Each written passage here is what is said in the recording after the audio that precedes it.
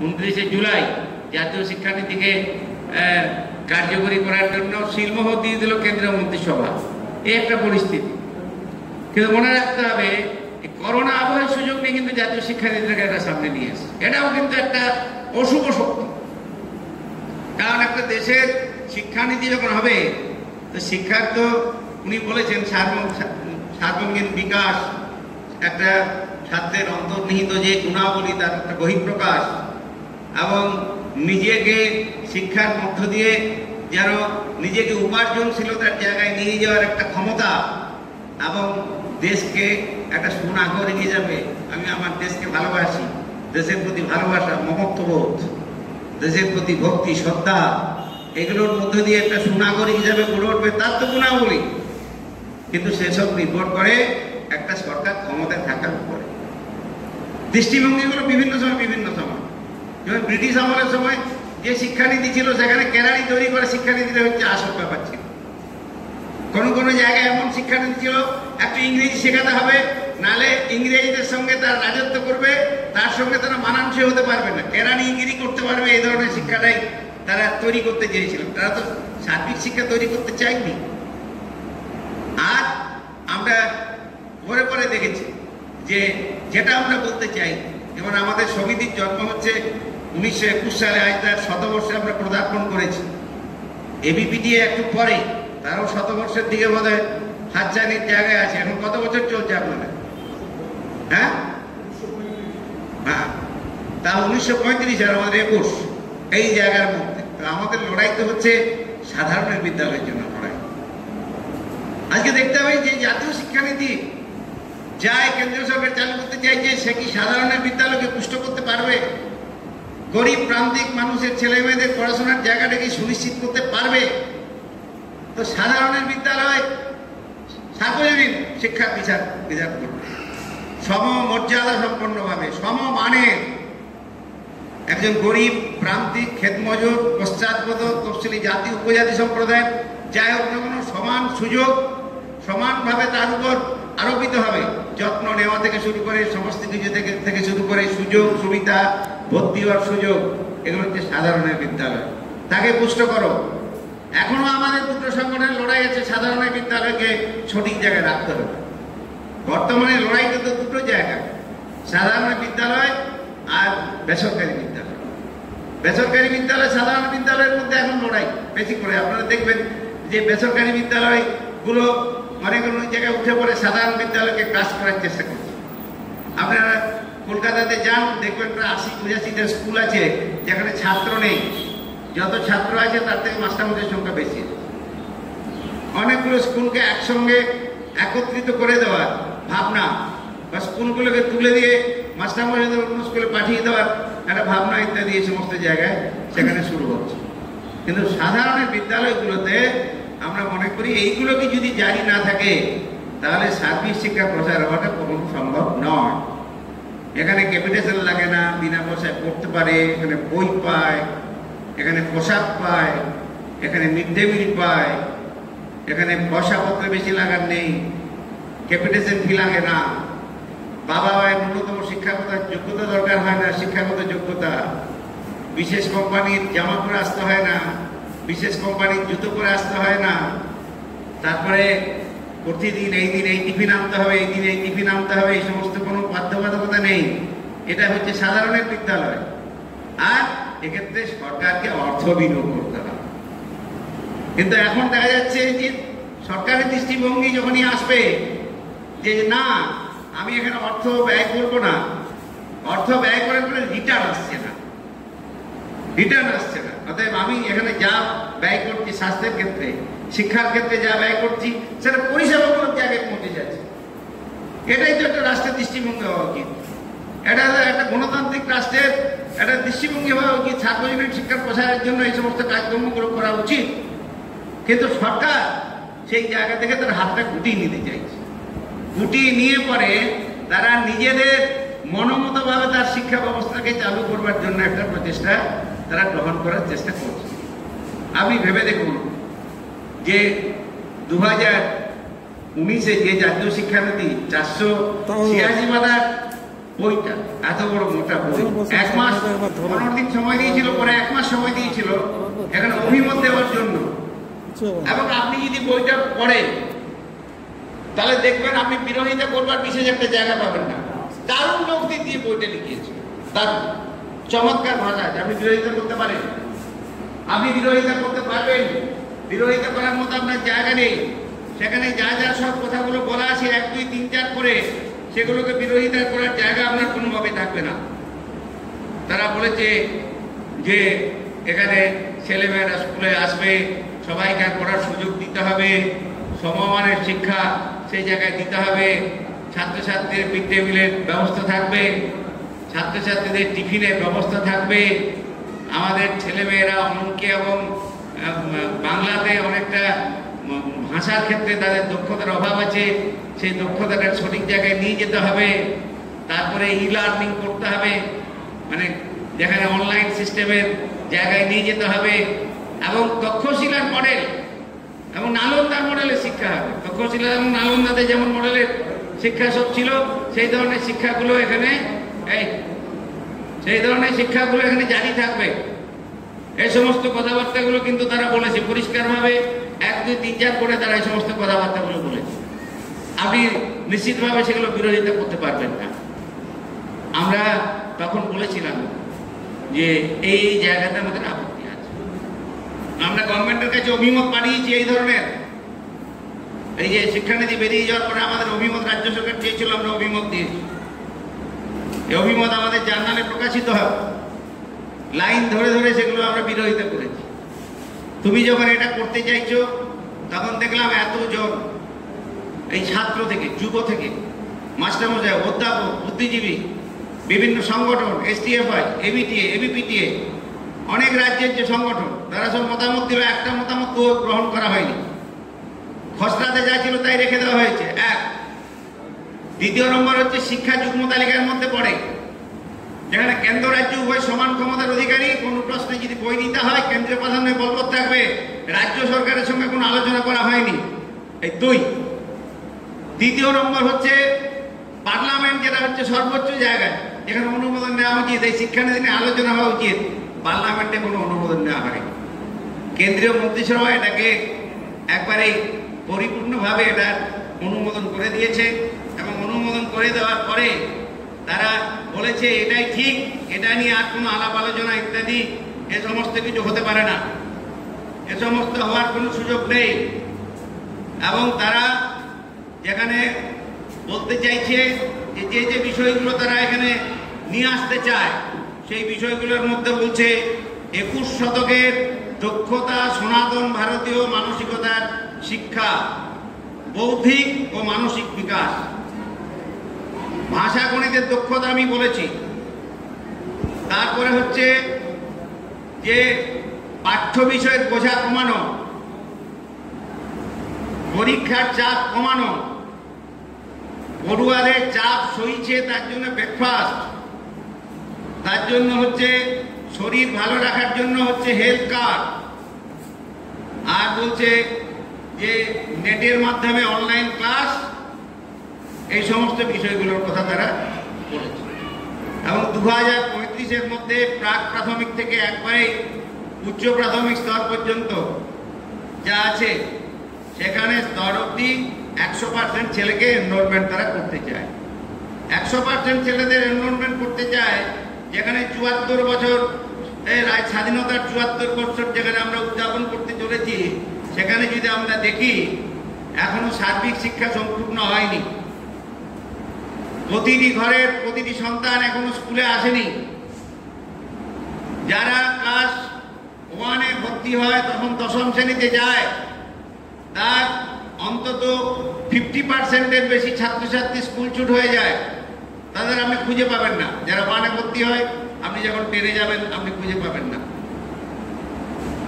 অনেক স্কুলে বাথরুম নেই, বিভিন্ন পানীয় জলের জায়গা নেই, ভালো রকমের বিল্ডিং নেই, খেলার মাঠ নেই, আর ভাষা, বিশেষ করে মাতৃভাষা এবং গণিতে তাদের দক্ষতা নেই।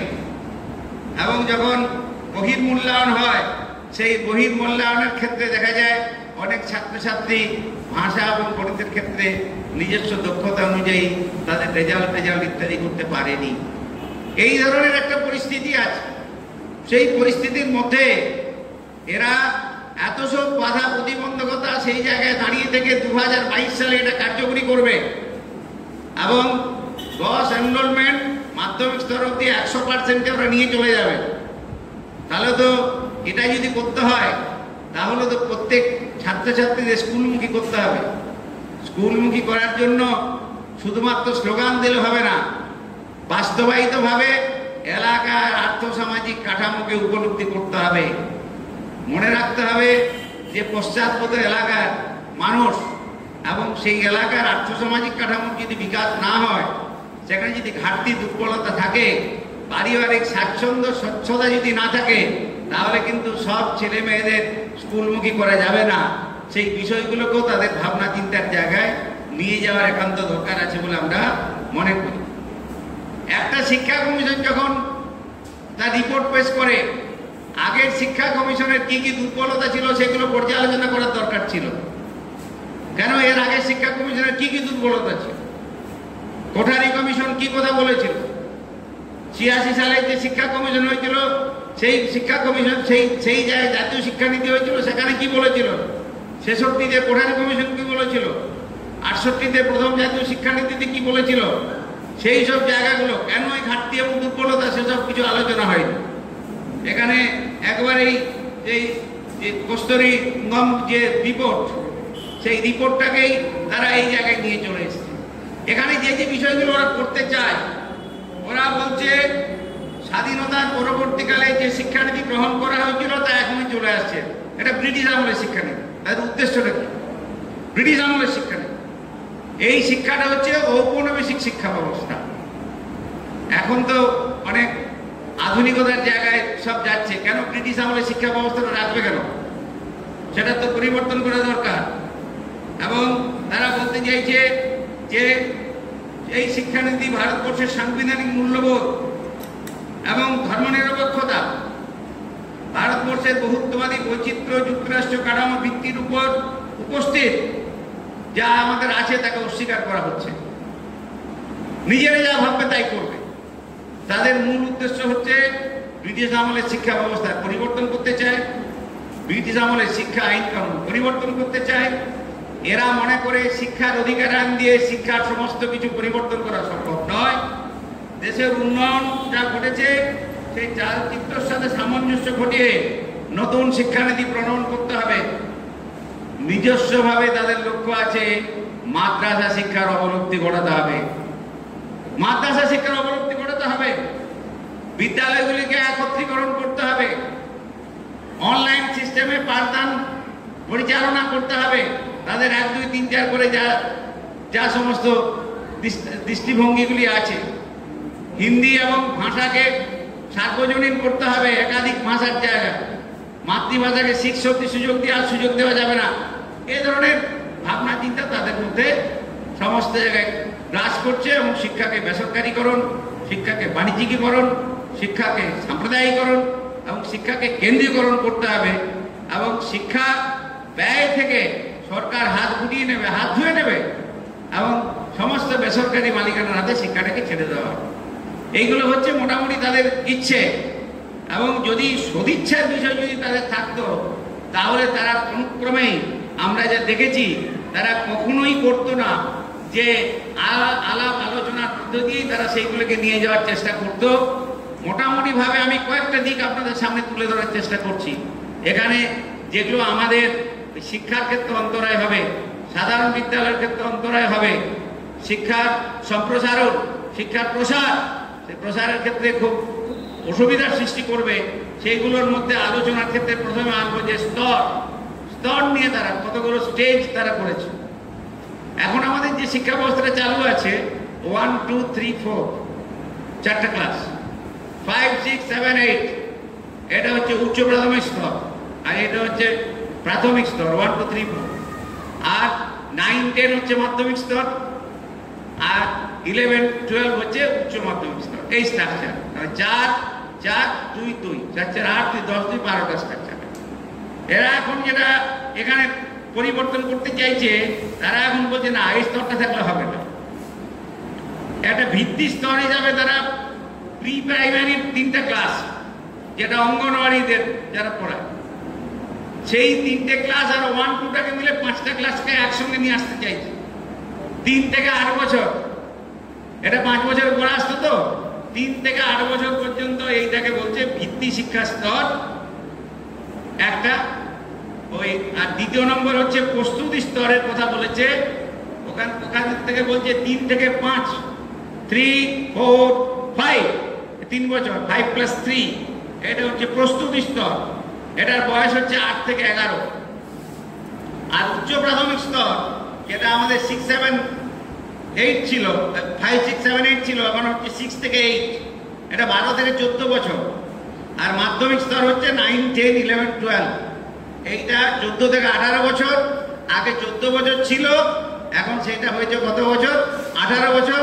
14 বছরটা আমাদের কি ছিল? আমাদের এনসিটি, মানে আমাদের যেখানে ছিল বাধ্যতামূলক শিক্ষার স্তরের জায়গাতে ছিল রাইট টু এডুকেশন অ্যাক্ট যে চালু হয়েছিল তার মধ্যে। কিন্তু এখন এইটার পরে এই যে বাড়লো নিচের স্তরগুলো, এগুলো কিন্তু এখনো শিক্ষার অধিকার আইনের আওতাভুক্ত নয়। তার কার্যকারিতা থাকবে কিনা, তার যে বাধ্যতামূলকভাবে যেখানে করবার একটা জায়গায় গিয়েছিল, মানে এত বছর সময় লেগেছিল লাগু, কিন্তু সেটাকেও অস্বীকার করে তার থেকে বেরিয়ে যাওয়ার একটা প্রচেষ্টা কিন্তু লক্ষ্য করা যাচ্ছে। তাহলে ঠিক আছে, যে স্তরে ছিল সেখানে আমরা কেমন ছিলাম, আর এখন যে স্তরে আমাদের নিয়ে যেতে চাইছে সেখানে আমরা কেমন থাকতে পারি সেটা একটু দেখা দরকার। এটা ভালো হবে কি খারাপ, ভালো কি খারাপ, এটা পর্যালোচনা করা দরকার। আমাদের এখানে দেখেছি আমরা ক্লাস 3 পর্যন্ত, যেখানে ওই যে অঙ্গনওয়াড়ি, এদের সমস্ত ক্লাসগুলো কোথায় হতো? প্রাইমারি স্কুলে হতো, ক্লাবে হতো, গাছের তলায় হতো, তারপরে বিভিন্ন জায়গায় দুর্গা মণ্ডপে হতো। এই সমস্ত জায়গায় যারা চাকরি করতো তাদের নিরাপত্তা ছিল না, বেতন কম ছিল, হেল্পারদের বেতন কম। এদের দৃষ্টিভঙ্গি কি ছিল? যে তাদের পড়াতে হবে খেলার ছলে, আর পুষ্টির বিষয়টা থাকবে, কিছু খাবার তৈরি করা, খেলার ছলে তাদের কিছু পড়ানো ইত্যাদি সমস্ত ব্যাপারগুলো থাকতো। বিশেষ করে তাদের মধ্যে কো-কারিকুলার অ্যাক্টিভিটিসগুলোকে একটু বেশি করে করানোর একটা প্রচেষ্টা ছিল, আমরা লক্ষ্য করেছি। এবং তারপরে দেখা যাচ্ছে এরা যে বিষয়টা বলতে চাইছে যে না, ওইটাকে এখানের সঙ্গে যুক্ত করব। তাহলে যদি যুক্ত করে দেয় 1, 2, সেই 1, 2 আর ওইখানে ওই যে যেখানে বলছি আমরা ওই যেটা অঙ্গনওয়াড়ির 3টে ক্লাস, এই 5টা ক্লাস পড়ানোর মতন পরিকাঠামো আছে? এই 5টা ক্লাস পড়াবার মতো পরিকাঠামো আছে কি? পরিকাঠামো নেই। যদি ওটা হাই প্রাইমারি স্কুলে নিয়ে যায় তাহলে ওই 3টে ক্লাস আর এই 4টে ক্লাস 4 অবধি, এই 7টা ক্লাস পড়ানোর মতো প্রাইমারি স্কুলে পরিকাঠামো নেই, তাতে টিচারও নেই। তাহলে কি বলতে চাইছে? এরা বলতে চাইছে আমাদের মনে রাখা দরকার, প্রাথমিক স্তরে যেখানে পড়াশোনা করতে আসছে সেখানে মূল কতগুলো বাধা আছে। সেই বাধাগুলোর মধ্যে একটা হচ্ছে আর্থিক অনটন। এই প্রথম পড়ুয়ার ছাত্রছাত্রীরা পর্যাপ্ত স্কুল নেই, সকল শিক্ষার প্রয়োজনীয় সাজ সরঞ্জাম নেই, অভিভাবকদের সচেতনতার অভাব, তাদের দারিদ্রতা আছে। প্রথম প্রজন্মের পড়ুয়ারা শিক্ষাঙ্গনে আসছে, তারা এগুলো হচ্ছে প্রধান একটা সমস্যা। তারা এখানে আসবে এবং ECCI, early child care and education, তারা বলেছে কি কি পড়াবে। আপনারা অনেকে প্রাথমিক শিক্ষক আছেন, ভালো করে একটু বুঝবেন। বলছে বর্ণমালা পড়ানো হবে, ভাষা সংখ্যা তাদের জানানো হবে, এখানে রং চেনানো হবে, আকার আকৃতি সম্পর্কে ধারণা দেওয়া হবে, ইনডোর আউটডোর গেম এখানে বাধ্যতামূলক। তারপরে যুক্তিপূর্ণভাবে তারা আলাপ আলোচনা করবে, তারা হাতে কলমে কাজ শিখবে, তারা বিভিন্ন ধরনের পুতুল তৈরি ইত্যাদি এই সমস্ত কিছু করবে, গান করবে, তারা নাটক করবে, এ সমস্ত ব্যাপক রকমের একবারে বলে দিয়েছে। কারণ বলতে এই 6 বছর পর্যন্ত ছেলে মেয়েদের 85% গ্রোথ হয়, বৃদ্ধির সম্ভাবনা 6 বছরের মধ্যে 85% একটা শিশুর এই সময় যদি বেশি বেশি জিনিস দেওয়া যায়, তাদের গ্রহণ করার মতন একটা ক্ষমতা থাকে, সেইটাকে তারা নিয়ে আসতে চাইছে। তো ঠিক আছে, যদি এত সব নিয়ে আসতে চাইছে, তাহলে তার জন্য তো বিপুল অর্থের প্রয়োজন। অর্থ কোথা থেকে আসবে সেসব কিছু বলা নেই। অর্থ কোথা থেকে আসবে বলা নেই। তারপরে বলা হয়েছে যে প্রচুর বাড়িঘর তৈরি করতে হবে, পানীয় জলের ব্যবস্থা করতে হবে, তাহলে শৌচাগারের ব্যবস্থা করতে হবে, কিচেন সেটের ব্যবস্থা করতে হবে, খেলাধুলা দিয়ে করতে হবে, তার জন্য মাঠের ব্যবস্থা করতে হবে। এইগুলো কিভাবে? এইগুলো যখন অর্থ দেওয়ার কথা বলা দরকার, অর্থ দেওয়ার কথা কিন্তু কোনোভাবেই এক্ষেত্রে বলা নেই। আইসিডিএস এর কর্মী, তাদের বেতন বৃদ্ধি করতে হবে। আইসিডিএস যেভাবে চলে, আজকে যদি একাধিক ভাষা ওখানে প্রয়োগ করে, সেই কর্মীদের পক্ষে কি পড়ানো সম্ভব হবে? তাকে ট্রেনিং এর ব্যবস্থা করতে হবে। বলছে 6 মাসের ট্রেনিং হবে, কাজের ফাঁকে ফাঁকে ট্রেনিং করবে। কেন 1 বছরের ট্রেনিং হবে না? উৎকর্ষতার জন্য একাধিক ভাষা যদি চাপিয়ে দেওয়া হয়, একটা ভাষা আছে, তারপরে যদি 2টো ভাষা ওখানে চাপিয়ে দেয়, ইংরেজির সঙ্গে আরেকটা ভাষা যদি ওখানে চাপিয়ে দেয়, তাহলে এক্ষেত্রে কি ছেলে মেয়েদের মধ্যে হজম করতে পারবে? আমরা মনে করি মাতৃভাষাই হচ্ছে মাতৃযুদ্ধ। একটা শিশু যখন ভূমিষ্ঠ হয়, সেই ছেলেটা মায়ের দুধটাকে গ্রহণ করে, নিশ্চিতভাবে তাকে মাংসের ঝোল খাইয়ে দিলে সে হজম করতে পারে না, এটা মনে রাখতে হবে। কিন্তু যখন চিন্তা চেতনার বিকাশটা ঘটে যায়, উচ্চ স্তরে যখন যায়, তখন একাধিক ভাষাতে গ্রহণ করতে পারে। আমরা সংস্কৃত কখনো 6-এর পরে পড়েছি, 7 থেকে পড়েছি। হিন্দি বা সংস্কৃত কখন পড়েছি? 7 থেকে পড়েছি। তাহলে কি হিন্দিতে ভালো ভালো করে রেজাল্ট করে না? সংস্কৃতে গিয়ে কেউ ভালো ভালো ডক্টরেট করতে পারেনি, না গবেষণা করতে পারেনি? কারণ উৎকর্ষতা বৃদ্ধি পেয়েছে। একটা শিশুর মানে সেটাকে গ্রহণ করা একটা চাপ, শিশুর স্বাচ্ছন্দ্য লেখাপড়া করবে, তার চাপ সৃষ্টি করার জন্য তো নয়। এখানে এই প্রথাগত শিক্ষার মধ্যে নিয়ে চলে আসা, ক্লাস 3 থেকে ক্লাস মানে ওই 3 বছর বয়স থেকে, আর ক্লাস 2 এর পরে 3-তে যখন আসবে তখন একটা পরীক্ষা হবে, আর 5-এর ক্লাসে একটা পরীক্ষা হবে, 8-এর ক্লাসে একটা পরীক্ষা হবে। ন্যাশনাল টেস্টিং এজেন্সি প্রশ্ন করবে, তাদের বরাত দিয়ে দেওয়া হচ্ছে, তারা সব প্রশ্ন করবে, তাদের টেস্ট করবে যে কেমন কেমন আছে, সারা ভারতবর্ষে জুড়ে শিশুদের লেখাপড়া কেমন হচ্ছে না হচ্ছে, এজেন্সির উপর ছেড়ে দেওয়া হবে।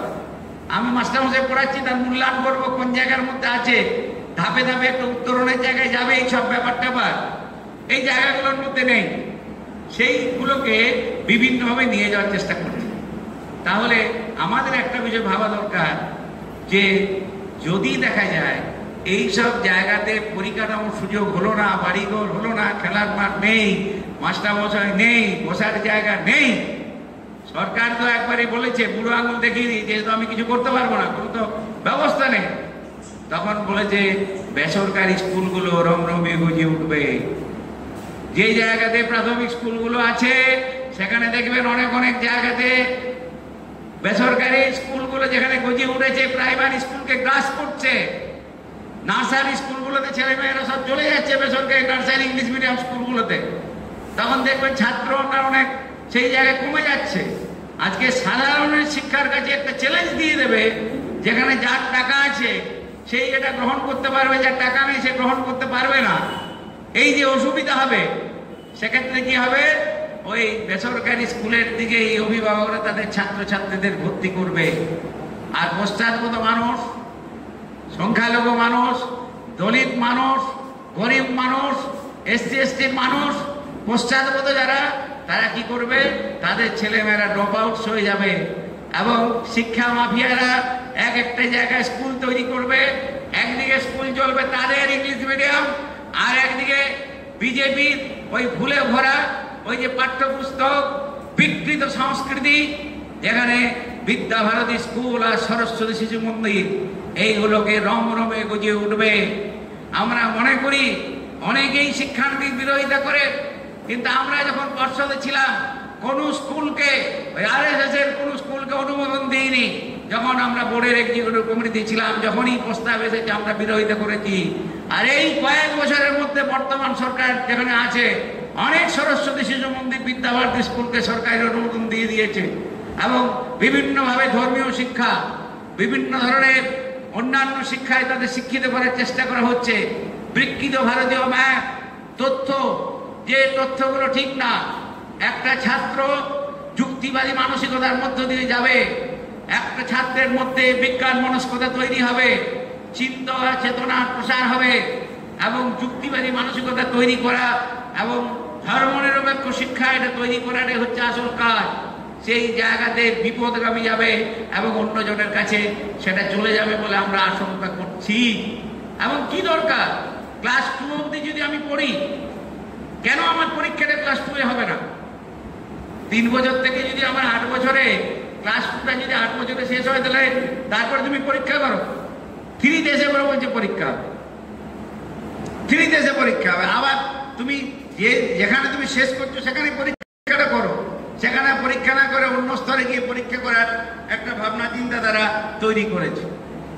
এরপরে আপনারা দেখুন পরের স্তরের প্রাথমিক স্তর, সেখানে হয়তো দেখা যাবে যে স্তরটার কথা বলা হয়েছে, এখন তো অনেক 5 স্কুল প্রাথমিক স্তরের মধ্যেই আছে। কি হবে সেখানে? আমি তো দেখেছি অধিকাংশ প্রাথমিক স্কুলগুলোই মধ্যে ক্লাস 5 অন্তর্ভুক্ত হয়েছে, 2-5টা স্কুল পড়ে আছে যারা কোনো অন্তর্ভুক্ত হয়নি, তারা তো প্রাথমিকের মধ্যেই আছে। তাহলে যদি 1-2 এর এখানে যদি চলে আসে, তারপরে 2, 3, 4, 5 এই জায়গায় পড়াবে কিভাবে? 5 তো আর এখানে থাকছে না, এর মধ্যেই তো অন্তর্ভুক্ত এখনই হয়ে আছে, এখনই তো অন্তর্ভুক্ত হয়ে আছে। আমার মনে হয় যে স্ট্রাকচারটাকে ছিল, সেই স্ট্রাকচার থেকে ভেঙে দিয়ে শিক্ষার যে ব্যবস্থাটা ছিল সেটা তছনছ করে দেওয়ার একটা চক্রান্ত চলছে। নিশ্চিতভাবেই আমরা মনে করি এখানেও সমস্যা হবে, ওখানেও শিক্ষকের অভাব হবে, এখানে শিক্ষক চলে এলে ওখানে এক জায়গায় নিয়ে এলেও অসুবিধা, একসঙ্গে মেশালো অসুবিধা, বিচ্ছিন্ন রাখলেও অসুবিধা, বিভিন্ন রকম ভাবে আমরা সেই জায়গাটা লক্ষ্য করছি। এর পরের যে স্তরগুলোর দিকে আসছে ওইটার পরে ওই 6, 7, 8 এই জায়গা, শুধু তো এই স্কুলগুলো আছে তা নয়, এখানে তো এসএসকে বাদ দিয়ে এমএসকেও আছে, মাধ্যমিক শিক্ষা কেন্দ্র। জনগণ তার অর্থ দিয়ে স্কুল তৈরি করেছেন, তাদের কথা এখানে কোনো উল্লেখ নেই, তাদের অর্থ দেওয়ার কথা উল্লেখ নেই। সেই স্কুলগুলোর কি হবে? এমএসকে। তারপর নন ফরমাল স্কুলগুলো আছে, তাদের কি হবে? এই সম্পর্কে কোনো এখানে কিন্তু কোনো উল্লেখ নেই।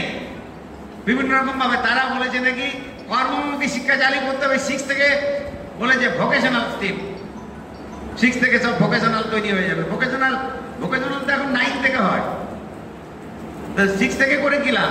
হাতে নাতে নাকি শিখবে ছেলেমেয়েরা। তো আমি যদি একটা থিওরি ভালো করে যদি না জানি, আমি যদি একটা বিষয়বস্তু সম্পর্কে যদি আমার ধারণাটা আগে দরকার, তারপর তো আমি প্র্যাকটিক্যাল নলেজের ক্ষেত্রে যাব। আগে তো থিওরি পার্টটা নিলে পরে তো আমি প্র্যাকটিক্যালে ঢুকতে পারবো। বলছে না, 6 থেকে কর্মমুখী, বলছে তুমি চলে যাও, যে ওই যে জামা কাপড় সেলাই করছে তাদের কাছে গিয়ে তুমি দেখো কেমন ভাবে করছে, একজন কুমোর কিভাবে কলসি বানাচ্ছে, একজন রাজমিস্ত্রি কিভাবে কাজ করছে, না একজন ওই যে কাঠমিস্ত্রি কিভাবে কাজ করছে, সেখান থেকে সে জ্ঞান অর্জন করুক। এরা কি এই জায়গার মধ্যে সীমাবদ্ধ রেখে দেবে? এদের মধ্যে কি চিন্তা চেতনা স্তরের জায়গায় পৌঁছাতে দেবে না? এদের মধ্যে কি কোনো উৎকর্ষতা থাকবে না? এরা কি বিজ্ঞানী হবে না? এরা কি ভালো দার্শনিক হতে পারে না? অ্যাস্ট্রোনমির দিকে কি যেতে পারে না? ইঞ্জিনিয়ার হতে পারে না? ডাক্তার হতে পারে না? আমাদের তখন কর্মশিক্ষা চালু আছে। ছেলেমেয়েরা ফিনাইল তৈরি করতে পারে, সাবান তৈরি করতে পারে, ভালো গার্ডেনিং তৈরি করতে পারে, এ সমস্ত কর্মশিক্ষার তো কাজ হয় হাতে নাতে। মেয়েরা ভালো আসন তৈরি করতে পারে, মেয়েরা ভালো রকমের মানে ইয়ের কাজ করতে পারে, বিভিন্ন বুননের কাজ তারা সব নিয়ে আসে। আমরা দেখি ওয়ার্ক এডুকেশন, হাতে হাতে নাতে কাজ, এ তো আছে। এখনই কি দরকার? আর যেখানে আমার শিক্ষাটা আছে, কি আছে, যে শিক্ষাটা হচ্ছে আমার ভোকেশনাল, সেটা 9 যেখানে আছে সেখানে টিচার নেই, সেখানে ডেলি ক্লাস করে তার জন্য টাকা পায়। কিছু কন্ট্রাকচুয়াল টিচার আছে, কিছু ভিটি টিচার আছে, যাদের বিভিন্ন ট্রেড খোলার জন্য অর্থ নেই, তার বাড়ি ঘর নেই। হাই স্কুলে কারো সকালবেলায় হয়, কারো 2টো রুমে হয়, তার ল্যাবরেটরি নেই, অর্থ বরাদ্দ নেই, সেখানে তুমি সবটাকে করছো। এখানে থেমে নেই এরা, বলেছে একবারেই ওই যেটা আমাদের সব ভোকেশনাল পড়ানো হচ্ছে না, ওই ভোকেশনালটা একবারেই মাস্টার ডিগ্রি পর্যন্ত পড়ানো হয়। একবারে 1, 2, 3, 4 করে মাস্টার ডিগ্রি পর্যন্ত পড়ানো হবে ভোকেশনাল। সেই ভোকেশনালটা পড়ালে পরে কি হবে? সেখানে শুধু ওইটা পড়লে হবে না, আয়ুর্বেদিক বিভিন্ন প্যাথোলজি, বিভিন্ন রকমের জায়গায় আছে, তারা এইগুলো সব শিখবে। হোমিওপ্যাথ সেসব শিখবে, মানে যত রকমের বিষয় আছে। একমুখী ভাবনা, এই ভাবনা থেকে তাদেরকে সরিয়ে দেওয়ার চেষ্টা করছে। আর আপনারা ধরুন এতদিন ধরে আছেন, সবাই মাধ্যমিক পাস করেছেন, উচ্চ মাধ্যমিক পাস করেছেন। এই যে একটা মাধ্যমিক স্তর, একটা মাধ্যমিক পর্ষদ, তার একটা গণতান্ত্রিকরণের একটা সংস্থা, উচ্চ মাধ্যমিক শিক্ষা সংসদ, যেখানে একটা পরীক্ষা হয়। একটা ছেলে বলছে না না আর ওইসব হবে না, মাধ্যমিক পরীক্ষা হবে, উচ্চ মাধ্যমিক পরীক্ষা হবে না, ওগুলো সব সেমিস্টার পদ্ধতি হয়ে যাবে। এখন বলছে 9, 10, 11, 12 এই চারটাকে মিলে বলছে মাধ্যমিক স্তর। প্রতি বছর 2টো করে সেমিস্টার হবে, 2টো করে সেমিস্টার হবে, 4 বছর 8টা সেমিস্টার। আর কি বলছে 40টা সাবজেক্ট, 25টা ওরা নিজেরা পরীক্ষা করবে, আর 15টা পরীক্ষা করবে স্কুল। টোটাল হচ্ছে 40টা বিষয়, 8টা সেমিস্টারে পড়ানো হবে। কি ধরনের লোড আপনি বুঝে দেবেন। আর টেস্টিং এজেন্সি সব প্রশ্ন করবে, তাদের মূল্যায়ন করবে, ইত্যাদি করবে। একটা ছেলে 3 বছরে পড়াশোনা করতে এসছে, 18 বছর বয়স, একজন সাধারণ গরিব মানুষ, তাদের ওই ছাত্রকে এতদিন ধরে রাখা, যেখানে 100 জন ছাত্র ভর্তি হলে 53 জন ছেলে মেয়ে ক্লাস 10-এ গিয়ে স্কুল ছুট হয়ে যায়। 12-এ যখন যাবে, সেই স্কুল ছুটটা তো মনে হয় 65% হয়ে যাবে। এত ধৈর্য ধরে পড়ানো রাখা। মাধ্যমিক পাস করার পরে তারা অনেক ধরনের, কেউ ট্রেডে চলে যায়, কেউ বেসিক ট্রেনিং করতে যেত। আগে আমি দেখতাম কোনো জায়গায় ড্রাইভিং লাইসেন্স নিয়ে অন্য জায়গায় চলে যেত, ক্লারিক্যাল পোস্টের জায়গায় চলে যেত, অন্যান্য ট্রেডে চলে যেত, বিভিন্ন রকম। এখন বলছে উচ্চ মাধ্যমিক পর্যন্ত ধরে রাখো, 18 বছর ধরে রাখা। এই জায়গার মধ্য দিয়ে সরকার হাত গুটিয়ে নিয়ে অভিভাবকদের সেখানে ইনভেস্টমেন্ট করো। সরকার ইনভেস্টমেন্ট থেকে দূরে চলে যাচ্ছে, নিজের হাত গুটিয়ে নিচ্ছে। কতটা শিক্ষার সঙ্গে যুক্ত থাকবে মানুষ, কতটা ছেলেমেয়েরা যুক্ত থাকবে, অভিভাবকরা কতটা তার মধ্যে যুক্ত রাখতে পারবে, এই নিয়ে কিন্তু দ্বিধা, দ্বন্দ্ব এবং সংশয় আছে। তাই মাধ্যমিক পরীক্ষা তোমাকে রাখতে হবে। বোর্ডগুলো তো অপ্রাসঙ্গিক হয়ে যাবে, কাউন্সিল তো অপ্রাসঙ্গিক হবে, তো হতে পারে নাকি?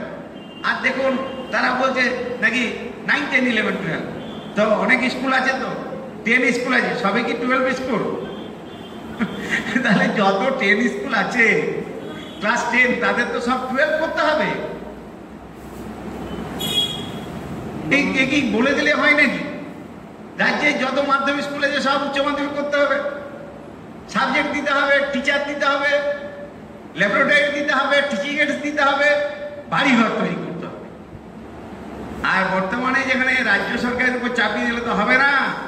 এখানে রাজ্য সরকার আছে, যেখানে প্রায় 70,000 এখনো হচ্ছে ভ্যাকেন্সি, প্রাইমারি হাই মিলে সেটা 1 লক্ষের উপরে যাবে। ভ্যাকেন্সি এখনো পর্যন্ত ফুলফিল করতে পারেনি। শিক্ষকের অভাবের জন্য উচ্চ মাধ্যমিকের অনেক স্কুলে স্ট্রিম বন্ধ হয়ে যাচ্ছে। যে নিউশনাবি স্কুলগুলো বামপন সরকারের সময় তৈরি হয়েছিল, সেখানে পরিকাঠামো তৈরি হয়েছিল, বাড়িঘর হয়ে গেছিল, ছেলেমেয়েরা আসতে শুরু করেছিল, গেস্ট টিচাররা কিছু পড়াচ্ছিলেন, অ্যাপয়েন্টমেন্ট যেখানে হয়েছে সেখানে ভালো চলছে। আপনি চলুন আমার সাথে, যদি আমার গ্রামের স্কুল ভেদাসল গার্লস স্কুলে চলুন, নিউশনাবি স্কুল, বাঁকুড়া জেলার 2 নম্বর স্কুল তালিকাতে আপনি চলুন, সেখানে 550 মেয়ে পড়ে, 550 মেয়ে পড়ে। সে ধর ক্লাস 8-এর পরে 9, 10 হয়ে গেছে। সেখানে হাই স্কুলে কোনো মেয়ে পড়ে না, সব এগুলো গার্লস স্কুলে পড়ে। শিক্ষক যদি হয়, পরিকাঠামো যদি ঠিক থাকে, আমার একটা সন্তান, আমি চাইবো আমার সন্তানকে ভালো জায়গায় পড়ায়, আমার সন্তানের পড়ার ক্ষেত্রে যেন কোনো গ্যাপ না হয়, আমার সন্তান যেন ভালো রকমের শিক্ষাটা পায়। আর যদি দেখে সেখানে মাস্টারমশাই নেই, সেখানে ক্লাস হচ্ছে না, সেখানে কার অভাব আছে, এই দায় কি? এই দায় কার? এই দায় সরকারের। যে সরকার নিউশনাবি স্কুলগুলোতে টিচার দিতে পারে না, টিচারের অভাবে যে স্কুলগুলো উঠে যায়। আজকে কেন্দ্রীয় সরকার বলছে সবগুলোকে একবারে মানে এই করতে হবে, 4টাকে মিলে ইন্টিগ্রেটেড করে দিতে হবে, 9, 10, 11, 12। আর সব মাধ্যমিক স্কুলগুলো উচ্চ মাধ্যমিক হবে, তারপরে টিচার নিয়োগ হবে, বাড়িঘর হবে, সব হবে। শিক্ষার কিছু থাকবে কি? এরা আর শিক্ষাটাকে দফা রফা করে শেষ করে দিতে চাইছে, কাটাকাটি শুরু করেছে শিক্ষা। কর্তৃত্ববাদী মানুষ করবে, তার করবার ক্ষমতা নেই, অর্থ দেওয়ার ক্ষমতা নেই, অর্থ দেওয়ার বলার কোনো জায়গা নেই। সেখানে এই যুগ্ম তালিকার মধ্যে থাকার জন্য কেন্দ্রীয় সরকার শিক্ষাটার উপরে তাদের কর্তৃত্বটা কায়েম করার চেষ্টা করছে। বলা হয়েছে আগে শিক্ষা রাজ্য তালিকার মধ্যে ছিল, কেন্দ্র সেটা পরিবর্তন করে যুগ্ম তালিকায় নিয়ে গেছে, যেখানে বলা হয়েছে কেন্দ্র রাজ্য উভয়ের সমান ক্ষমতার অধিকারী। কিন্তু কোন প্রশ্নে যদি বৈরিতা থাকে, দ্বন্দ্ব থাকে, তাহলে কেন্দ্রীয় প্রাধান্যই বলবৎ থাকবে। এটা বলা আছে বাংলায় একটা প্রবাদ বাক্য আছে, ছেলে যদি কৃতি হয় বাবার মুখ উজ্জ্বল করে, আর ছেলে যদি অকাল কুষ্মণ্ড বখাটে হয় তবে মায়ের নামে দোষ যায়। কেন্দ্রের উন্নতি হলে, শিক্ষার উন্নতি হলে কেন্দ্র বাবা সাজে, আর শিক্ষার অবনতি হলে রাজ্যগুলোকে মা সাজিয়ে দেয়। এই পরিস্থিতির মাঝে এই যুগ্ম তালিকার সুযোগ নিয়ে কর্তৃত্ববাদী মানসিকতা, তাই তো পার্লামেন্টকে এড়িয়ে গেছে, রাজ্য সরকারকে এড়িয়ে গেছে। বুদ্ধিজীবীদের মতামত, ছাত্রদের মতামত, শিক্ষকদের মতামত, বিদগ্ধ মানুষের মতামতকে উপেক্ষা করেছে কেন্দ্রীয় সরকার। আরএসএস এর গুপ্ত যে এজেন্ডাটা আছে, সেই এজেন্ডাটাকে কার্যকরী করার জন্য গোপনে সমস্ত প্রক্রিয়াগুলোকে বাদ দিয়ে গণতান্ত্রিক শিক্ষার ব্যবস্থার বাইরে গিয়ে, ধর্মনিরপেক্ষ শিক্ষার ব্যবস্থার জায়গায় গিয়ে শিক্ষা বিজ্ঞানমুখী না করে অপবিজ্ঞানের জায়গায় নিয়ে যাওয়ার জন্য তাদের যা দৃষ্টিভঙ্গি, এই অতিমারির সময় তারা সেটাকে করবার চেষ্টা করছে একের পর এক। আপনারা ধরুন, এখানে ওরা বলেছে শিক্ষার অনলাইন সিস্টেমের মধ্যে নিয়ে আসতে হবে। দ্বিতীয় নম্বর আলোচনার মধ্যে আমি আসছি শিক্ষার অনলাইন। এই অনলাইন সিস্টেমের মধ্যে নিয়ে আসার কথা বলেছে, মানে বলছে সবটাকে অনলাইনে তুমি নিয়ে চলে যাও, অনলাইনে নিয়ে চলে যাবে, ই লার্নিং তোমার করতে হবে। আমরা মনে করি জাতীয় শিক্ষানীতির এইটাই হচ্ছে প্রাথমিক শর্ত। শিক্ষার বেসরকারীকরণের মূল শর্ত হচ্ছে অনলাইন সিস্টেম। অনলাইন সিস্টেম আমরা মনে করি, এবিটিও মনে করে, এবিপিটিও মনে করে, এটা প্রচলিত শিক্ষার বিকল্প হতে পারে না। এরা শ্রেণী শিক্ষণের একটা বিকল্প হতে পারে না। আমরা এর বিরোধিতা করি। কিভাবে বলছে, ধরুন আমাদের যা আমরা দেখলাম এই করোনা যে আবহাওয়া, সেই পরিস্থিতিতে রাজ্য সরকার অনলাইন কিছুটা চালু করার চেষ্টা করেছিল। বললো দূরদর্শনে হবে, দূরদর্শন বললো করতে পারবে না। তারপরে এবিপি আনন্দে করছিল, তারা গল্প করে মেরে দিচ্ছিল, কাজের কাজ কিছু হয়নি। আমরা বরাবর বিরোধিতা করেছি, না এটা না, আপনারা সেশনটাকে একটু পরিবর্তন করে, আমাদের ডিসেম্বর আছে, এটাকে ফেব্রুয়ারি করে, সেশনটা একটু পরিবর্তন করে দিন। কারণ এই অনলাইন সিস্টেম হতে পারে, কারণ অনলাইন সিস্টেমকে যদি কার্যকরী করতে হয় সমস্ত ছাত্রছাত্রীদের অ্যান্ড্রয়েড ফোন দরকার। মোবাইল ফোন, অ্যান্ড্রয়েড ফোন যদি না থাকে, এবং তার সঙ্গে হচ্ছে ডেটা দরকার, বিদ্যুৎ সংযোগ দরকার। অনেক গ্রাম আছে যেখানে বিদ্যুৎ সংযোগ নেই, অধিকাংশ ছাত্রছাত্রীদের অ্যান্ড্রয়েড ফোন নেই, অনেক জায়গাতে মানে নেট কানেকশন নেই। এতগুলো শর্ত যেখানে থাকা দরকার সেইগুলো নেই। পরিসংখ্যানে দেখা গেছে 15 থেকে 20% ছেলে মেয়ে এই সুযোগটা নিতে পারছে সারা রাজ্যে। 150 কোটি ছেলে মেয়ে পড়াশোনা এখন বন্ধ, তারা বাড়ির মধ্যে আবদ্ধ হয়ে আছে। ইউনেস্কো বলেছে তিনজন ছাত্রের মধ্যে একজন ছাত্র অনলাইন ক্লাসে টার্ন আপ করতে পারছে না, 2জন পাচ্ছে, 1জন পাচ্ছে না। সেই সংখ্যাটা কত বলেছে জানেন? 46,50,000 উপর। 46,50,000 উপরে যারা অনলাইন ক্লাসটাকে তারা নিতে পারছে না, তাদের এই সুযোগ সুবিধাগুলো না থাকার জন্য। আর একটা কথা বলা হচ্ছে, শিক্ষাক্ষেত্রে বৈষম্য বাড়বে। কিছু যাদের অর্থ আছে তারা এটাকে গ্রহণ করতে পারবে, যাদের অর্থ নেই তারা এটা গ্রহণ করতে পারবে না, তাহলে অসুবিধার সৃষ্টি হবে। মধ্য মেধার পড়ুয়া, নিম্ন মেধার পড়ুয়ারা তারা কি হবে? তারা স্কুলচ্যুত হয়ে যাবে, ড্রপ আউট পারবে। আর সরকার চাইছে এটাকে আমাদের কার্যকরী করতে হবে। একজন ছাত্র স্কুলে আসবে, হই হুল্লোড় করে ছুটে বেড়াবে, বন্ধুতে গল্প করবে, বাইরে থেকে যা আসবে সেখান থেকে সে অনেক ধরনের শিক্ষা গ্রহণ করতে পারে। বাইরের জগতের শিক্ষা, আদান প্রদানের শিক্ষা, মনন চিন্তনের শিক্ষা, অভিজ্ঞতার শিক্ষা এই অনলাইন ক্লাস দিয়ে হতে পারে না। একটা কম্পিউটার বসিয়ে দিল, একটা রোবট বসিয়ে দিল, সে শিক্ষা দেবে, এ চলতে পারে না। মাস্টারমশাই প্রশ্ন করবেন, ছাত্র উত্তর দেবে, ছাত্র প্রশ্ন করবে, মাস্টারমশাই উত্তর দেবে। আমরা মনে করি একজন মাস্টারমশাইয়ের পা ছুঁয়ে একজন ছাত্র যদি প্রণাম করে সেটা যতটা সম্মানে, তার থেকে একজন ছাত্র যদি একজন মাস্টারমশাইকে প্রশ্ন করে সেটা আরো অনেক বেশি সম্মানে। কারণ শিক্ষকের জ্ঞানের প্রতি শ্রদ্ধা, শিক্ষকের জ্ঞানের প্রতি ভক্তি, অতএব মাস্টারমশাইকে প্রশ্ন করেছি, উনি আমাকে উত্তর দিয়েছেন এর থেকে হতে পারে না। আজকে এই যে পারস্পরিক একটা সম্পর্ক, একদিকে সন্তানের জন্ম দেয় বাবা মা আর মানুষ করে শিক্ষক। তা আমাদের শিক্ষক দিবসে প্রাককালে আমার মনে পড়ে, আমি যে স্কুলে পড়তাম একজন মাস্টারমশাই ছিলেন, তিনি পকেটে সবসময় ব্লেড রাখতেন। আমাদের নখ বড় হয়ে গেলে উনি নিজে ওগুলো কেটে দিতেন আর জামার বোতাম লাগিয়ে দিতেন। খুব আমাদের স্নেহ করতেন, খেয়ে এসছি কিনা সমস্ত কিছু। তখন বিরাট রকমের ব্যাপার, শিক্ষকতার একটা ব্রতের জায়গায় ছিল। কিন্তু আজকে সেখানে যদি বলে সব ভার্চুয়ালি করে নেব, তা তো হতে পারে না, তা তো হতে পারে না। এই স্কুলের শিক্ষার থেকে মূল্যবোধের শিক্ষা, এই স্কুলের পঠন পাঠনের মধ্যে নীতি নৈতিকতার শিক্ষা, জীবনশৈলীর শিক্ষা, যেগুলো আমরা পেতে পারি এই জায়গা থেকে। একটা শিশু বয়স সন্ধিক্ষালে কি অসুবিধার সৃষ্টি হতে পারে, ভয় ভীতি হতে পারে। একটা ছাত্রী সে যেন নিজেকে অকালে হারিয়ে না যায়, তার শিক্ষা স্কুল থেকে পেতে পারে, দিদিমণিদের কাছ থেকে পেতে পারে, সেসব শিক্ষা পেতে পারে। মানে একসঙ্গে ওই যে পিয়ার লার্নিং আমরা বলি না, যে একসঙ্গে সবাই মিলে একসঙ্গে পড়বো, কো-কারিকুলার অ্যাক্টিভিটিস করবো, নাটক করবো, ডিবেট করবো, কুইজ করবো, এক্সটেম্পোর করবো, বক্তৃতামালা করবো, ভাই বোনের মতো মিশবো, কিন্তু কখনোই তার বাইরে অন্য মনন চিন্তন যেন অন্যদিকে না যায়। এই যে শিক্ষাটা, এই শিক্ষাটা স্কুল শিক্ষা থেকে এই কো-কারিকুলার অ্যাক্টিভিটিসের মধ্য দিয়ে সম্ভব। আমি কোন জায়গার অবস্থানের মধ্য দিয়ে আছি, আমি পড়ার কোন স্টেজের মধ্যে আছি, সেটা অনলাইন সিস্টেম ঠিক বলে দিতে পারে না। শ্রেণী শিক্ষণেই বলে দিতে পারে সিলেবাস কতটা এগোচ্ছে আর সিলেবাস কতটা পেছোচ্ছে, এগুলো কিন্তু তারাই এটা বলে দিতে পারে, এর বাইরে কিছু হতে পারে না।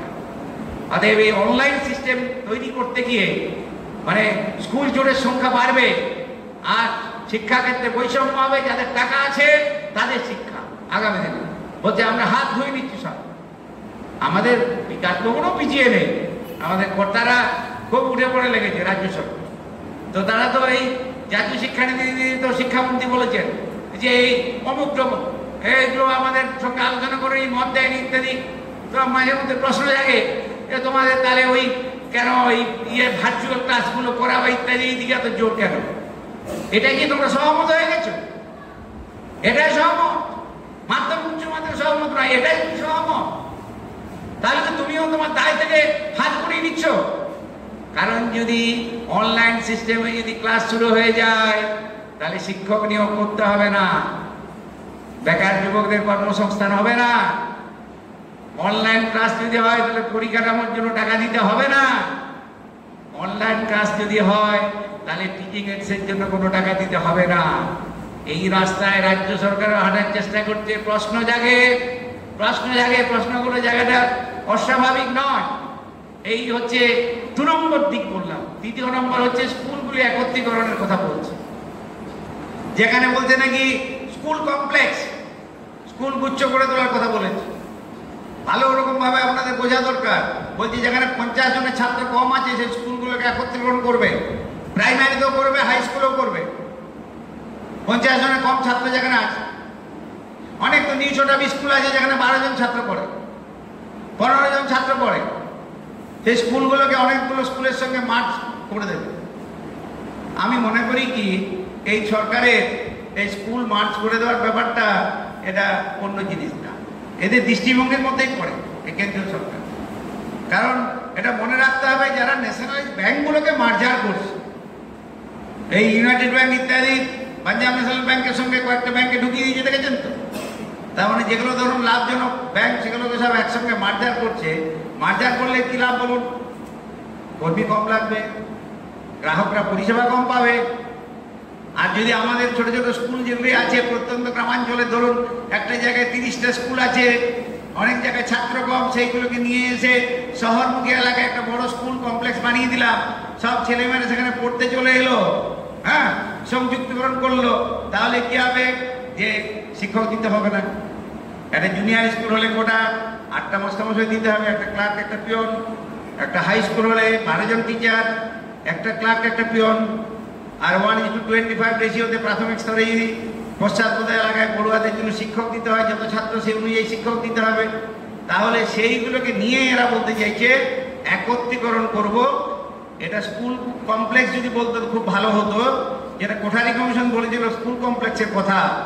সেখানে কি বলেছিল জানেন? যে একটা অঞ্চলের মধ্যে যদি অনেক স্কুল থাকে, নিজস্ব স্বাতন্ত্রতা বজায় রেখে পারস্পরিক সহযোগিতা এবং প্রতিযোগিতার মধ্য দিয়ে এলাকার শিক্ষার মানোন্নয়ন ঘটাবে এবং পারস্পরিকভাবে স্কুলগুলি একটা মৈত্রীর বন্ধনে আবদ্ধ হবে, মেলবন্ধন তৈরি হবে, অভিন্ন পাঠ্যপুস্তক, অভিন্ন প্রশ্নপত্র, একই দিনে পরীক্ষা, মেটেরিয়ালসের আদান প্রদান, একসঙ্গে হচ্ছে কোনো সাংস্কৃতিক, একসঙ্গে কোনো ক্রীড়া, একসঙ্গে বিজ্ঞান প্রদর্শনী, এ সমস্ত কিছু হবে। এটাই তো স্কুল বুঝছে ধারণা। মুখে বললাম স্কুল কমপ্লেক্স, কোঠারি কমিশনের ভাবনাকে আমরা বাস্তবায়িত করছি, আর এদিকে তুমি স্কুল সংযুক্তকরণ করছো। মনে রাখতে হবে, যে ছেলেরা প্রথম ভাষায় কথা বলে, প্রত্যন্ত গ্রামের 15টি ছেলেমেয়ে পড়াশোনা করে, সেই ছেলেগুলিকে শুধুমাত্র শিক্ষক হিসাবে তাদেরকে যদি আমি নার্সিং করার চেষ্টা করি, তাদেরকে কিন্তু উন্নতির জায়গায় যাবে না। একদিকে অভিভাবকের ভূমিকা পালন করতে হবে শিক্ষককে, আর একদিকে শিক্ষকের ভূমিকা পালন করতে হবে তাদের বেশি সময় দিয়ে, তাদের মনন চিন্তন, তাদের ঘাটতি, তাদের মুখ দিয়ে ভাষা বার করতে হবে, তাদের মুখ দিয়ে বলার ভাবনা, বাস্তব উদাহরণ দিয়ে তাদের মধ্যে সেই জায়গায় নিয়ে যাওয়া, এইগুলোকে যদি আমাকে করতে হয়, আর যদি আমি গঞ্জ এলাকায় সেই ছেলেগুলোকে নিয়ে এসে সব নিয়ে আসি, আর ভালো ভালো ছেলেটা সব ইংরেজিতে উত্তর করবে, এটা বলবে সেটা বলবে, 3 দিন পরে সেই ছেলেমেয়েরা একজন আর স্কুলে আসবে না। এর মানে কি? এগুলো করা মানে কি? স্কুলগুলো একত্রীকরণ করা মানে পশ্চাৎপদ গরিব ক্ষেতমজুর প্রথম প্রজন্মের ছেলেমেয়েদের পড়াশোনার অঙ্গন থেকে বাইরে বার করে দেওয়ার একটা অপপ্রবাস, আর বেসরকারি মালিকানার হাতে স্কুলগুলি সম্পূর্ণ দায়িত্ব প্রদান করা, মিড ডে মিল সহ যা যা আছে সমস্ত কিছু দায়িত্ব তাদের উপর অর্পিত করা। বলেছে বাইরের এজেন্সিরা করবে, বাইরের থেকে কিছু ব্যক্তি তারা এসব এজেন্সি এসব কাজকর্ম করতে পারবে। সাধু সন্ত লোকেরা খুব নাকি ধার্মিক হয়, সাধু সন্ত লোকেরা নাকি খুব বেশি তাদের মধ্যে আর্থিক স্বচ্ছতা থাকে, আরএসএসের বাহিনীকে স্কুলের অভ্যন্তরে প্রবেশ করিয়ে দেবে, এবং ম্যানেজিং কমিটি ইত্যাদি যা থাকবে, শিক্ষকদের মতামতের কোনো গুরুত্ব থাকবে না, তারা বলবার কোনো জায়গা থাকবে না, সমস্ত জায়গাটাকে কেন্দ্রীকরণের জায়গায় নিয়ে চলে যাওয়ার চেষ্টা করবে। এটা হচ্ছে একটা বিপজ্জনক দিক। কেউ কেউ বলছেন যখন এগুলো সব স্কুল ইয়েগুলো বেরোলো, জাতীয় শিক্ষানীতি, কাগজগুলো তো ঢালাও ভাবে প্রচার করতে শুরু করলো যে দারুণ দারুণ, এতদিনে বাবু একটা করেছে, 34 বছর পরে আজকে পরিবর্তন হচ্ছে, 86 পরে। তো যত কমিশন হয়েছে, গণতান্ত্রিক কমিশন হচ্ছে কোঠারি কমিশন। যে কোঠারি কমিশন ঠিক কথা বলেছিল 68 সালে, সেই কোঠারি কমিশনের কে মেম্বার ছিল জানেন? আমাদের সমিতির প্রাণপ্রিয় সত্যপ্রিয় রায়, যিনি যুক্তফ্রন্টের আমলে শিক্ষামন্ত্রী ছিলেন, তিনি তার মেম্বার ছিলেন।